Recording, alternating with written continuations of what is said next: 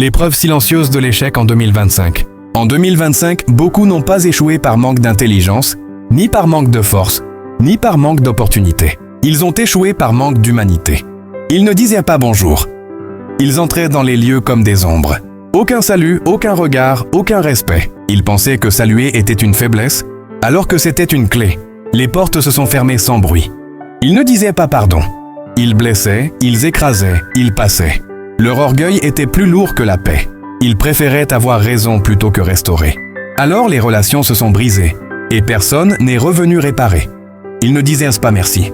Ils recevaient tout comme si c'était un dû. Aucune reconnaissance, aucun honneur rendu.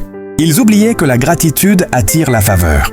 À la fin, plus personne ne voulait donner. L'image de l'eau et du soleil. Ces gens-là se sont assis tout autour de l'eau. L'eau était là.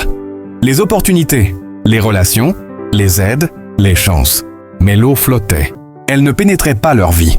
Pourquoi? Parce qu'ils n'ont jamais appris à se pencher, à s'abaisser, à dire les mots simples. Ils sont restés près de l'eau, mais ils n'ont jamais bu. Plus loin, il y avait le soleil. Le soleil représentait la clarté, la croissance, la réussite. Mais ils ont préféré l'ombre de leur ego. Encore plus loin, il y avait la ligne. La ligne, c'est la frontière entre ceux qui avancent et ceux qui stagnent. Ils voyaient la ligne, mais ils n'osaient pas la franchir. Car franchir la ligne demande dire bonjour, demander pardon, dire merci. Conclusion forte. 2025 a prouvé une chose. On peut être proche de l'eau et mourir de soif. On peut voir le soleil et rester dans l'ombre. On peut connaître la ligne et ne jamais la traverser.